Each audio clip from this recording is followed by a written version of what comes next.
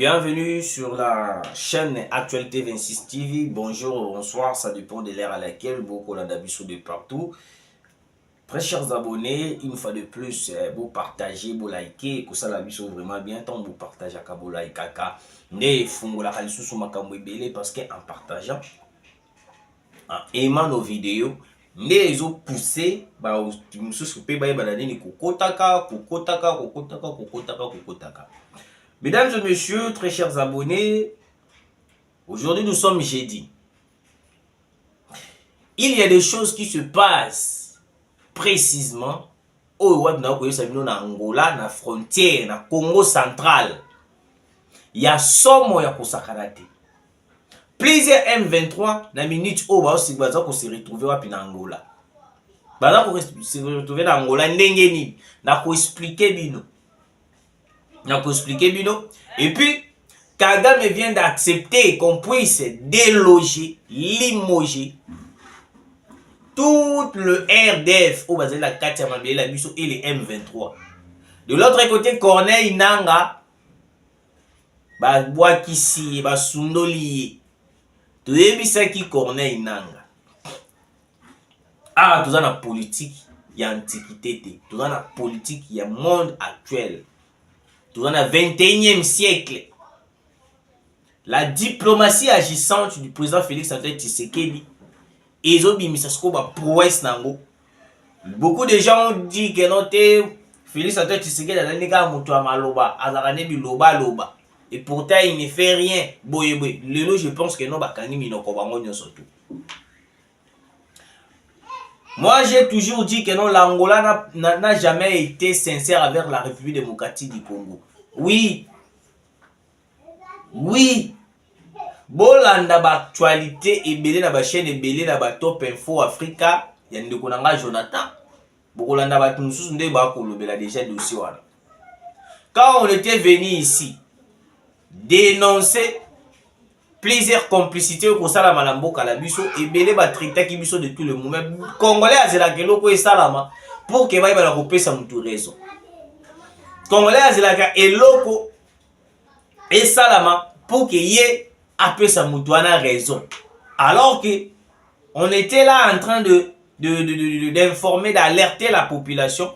Na sala d'émission à plusieurs reprises. Na stanwana na mona ki calme et kitaki. Mais la minute oyoyo ezongi lisusu makasi frontière na biso na Angola. Ba kuti biloko moko ya kosakana te. Biloko ya somo na Angola. Frontière ya lufu wana.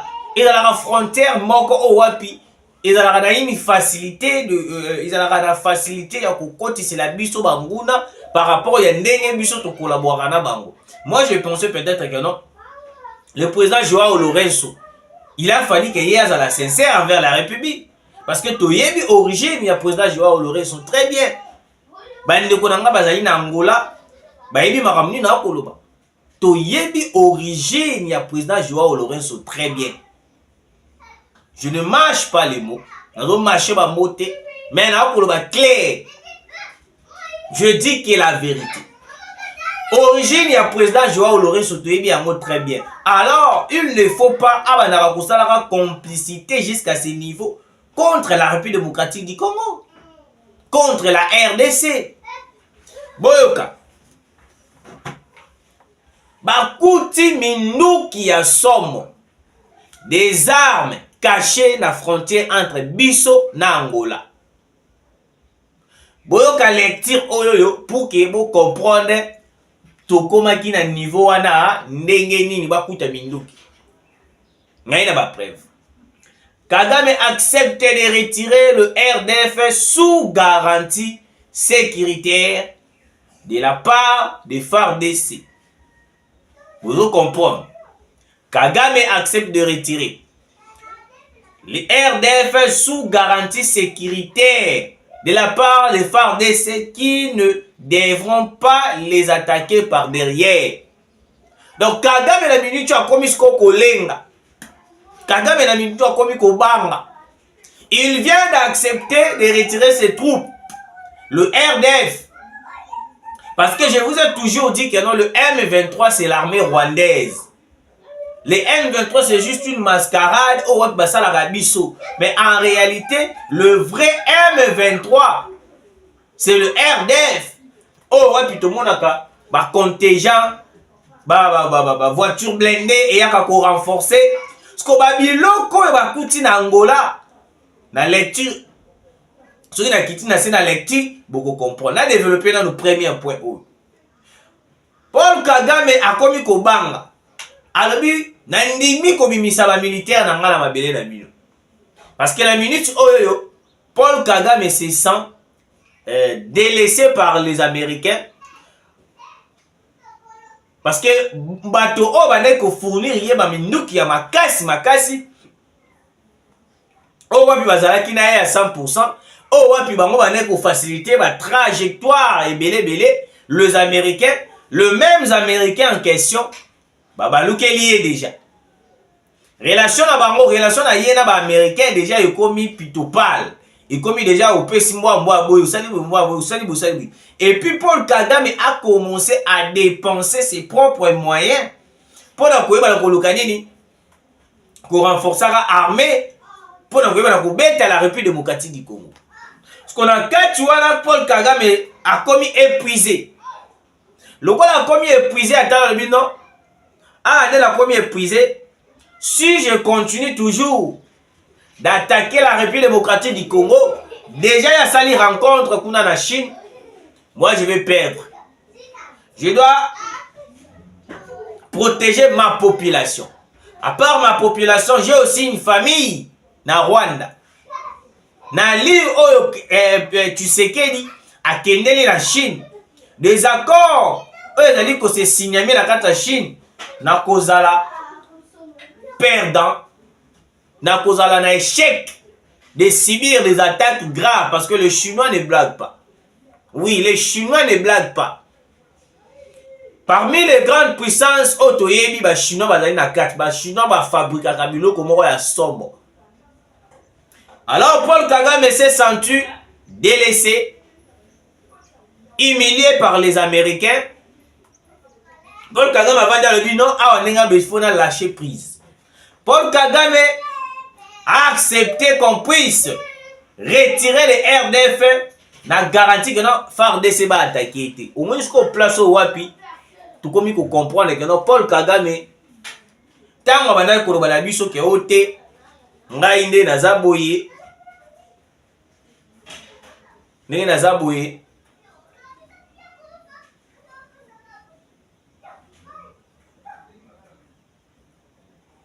Natikala jamais kotinda ba élément na est de la République. Ngainde na zaboye, natikala jamais kotinda ba rebelle na est de la République. Ils ont un conflit à bango na bango.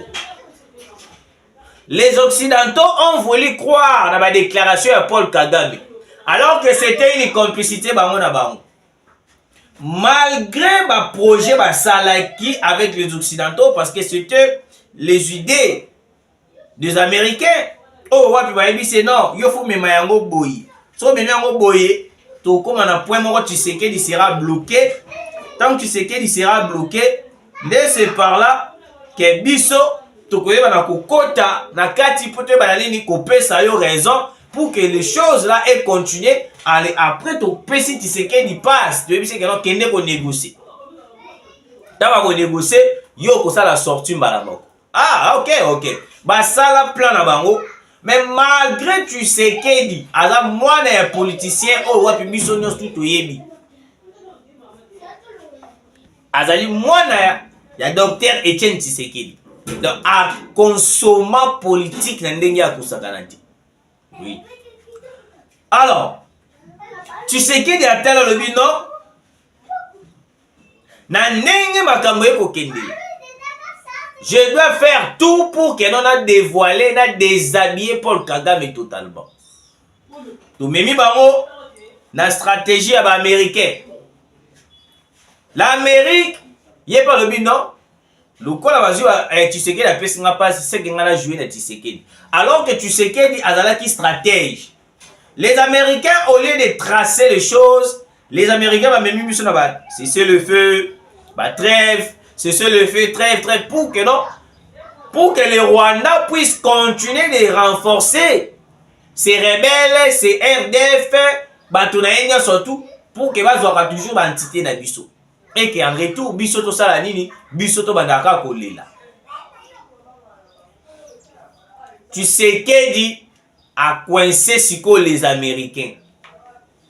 Tokei na bango na Luanda, alors que c'était une manière au wapi, les Américains comprenaient qu'il y a trajet, il y a n'engé tu sais que d'accord même la bango to la coincer. Paul Kagame, il faut lâcher prise. Bimisa va militaire, Paul Kagame a boya. Parce que tant ou carte ya soukebe tami tu sais que la Chine va comprendre qu'il y a toujours tout perdre.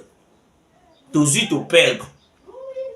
Parce que dans le laboratoire chinois, ils avaient compris que non, c'est les États-Unis qui à la base, il y a un autre collègue dans l'Est de la République. Oui, c'était une parenthèse. Alors, n'enga nimi comme ça va militaire naï. Andimi comme ça va militaire naï.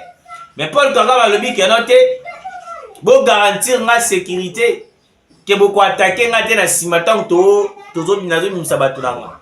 Tu sais que dans le non on a attaqué au point ninga souci nanga ezali ka ndebo bimisa batu na bino. OK, OK. Corneille Nanga, lâché par Paul Kagame, vient de prendre refuge à Kampala en débadant de ce qu'on va commis au Panzana. Après avoir koyoka ma déclaration oyoyo, Corneille Nanga a dit hey, ah c'est que Paul Kagame a tikinga, c'est que la RDC a kozwangai bake kotianga la pouza ndolo parce que j'étais condamné à mort. Carte baby à Kobiba. Parce que la carte n'a pas moi baby. Corneille Nanga se retrouve na Kampala. D'autres éléments AFC se dirigent na Brazzaville. Nairobi, nous sommes sur bazali na Angola. Boyo kasko place sur ma bé sur eza na Angola. Ma bé sur place eza na Angola. Plusieurs éléments AFC Moussous va se retrouver na Angola. Pourquoi? L'Angola azalaki pe na plan ya kati ya makambo ya M23. Par rapport à ma trajet na bango, ba kotisi minduki na kati ya Angola na frontière ya biso na Angola.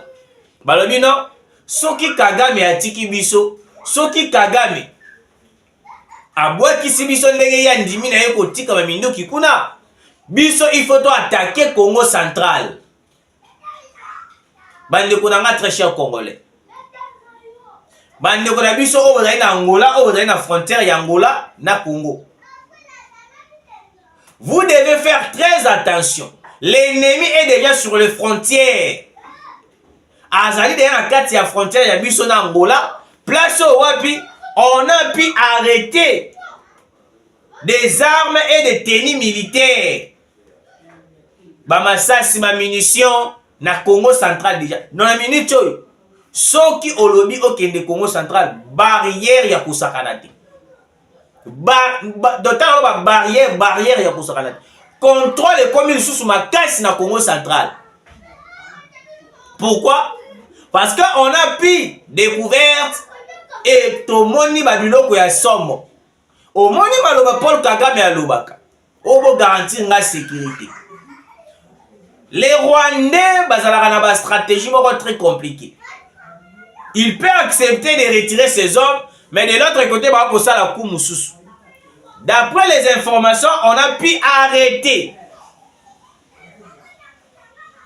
des tenues militaires rwandais, ougandais, yaba, rebelles, aux années la frontière na biso na Angola. Parce que moi je me pose des questions. Ndenge ni batona ba komiti na Angola.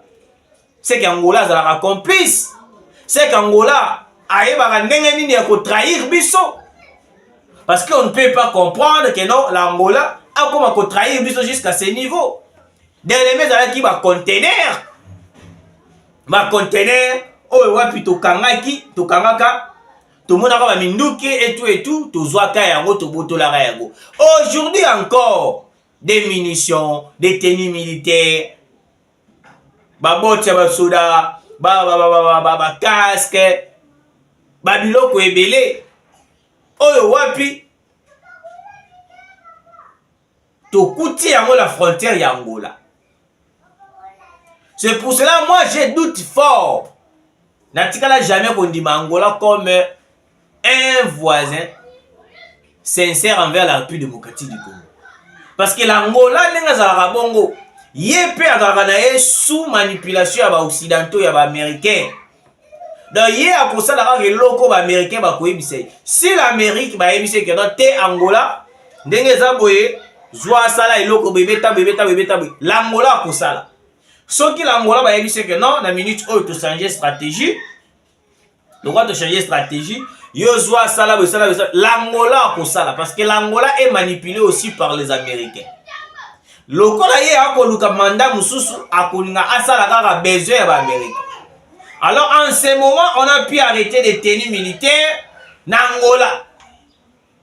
Frontière ya louf wana yango moninga na betaka CTR nyostou par le président de la République. J'ai dit toujours au président de la République que bato ebele o basalaka na frontière. Na ba frontière ebele ya biso na ba pays voisins ebele. Bazali la plupart bazali batu ya Kabila. Lokola bazali batu ya Kabila bakozala na facilité ya kokotela ka biso ba rebelle, ba minduki, ba biloko ya ndenge na ndenge. Il a fallu que ça la recyclage na kati ya bato nyonso bazala la frontière. Il ne faut pas travailler avec la membres et anciens régime parce qu'on le sait très bien. Excusez-moi. Parce qu'on le sait très bien que dans le régime passé, na minute où on est d'accord par rapport, il y a diplomatie, il y a politique, il y a Tshisekedi. Kabila n'acceptera pas de voir que non Tshisekedi a signé sa guerre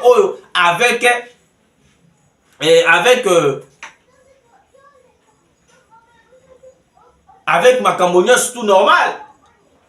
Kabila n'acceptera jamais de voir Tshisekedi réussir de terminer cette guerre de l'Est de la République.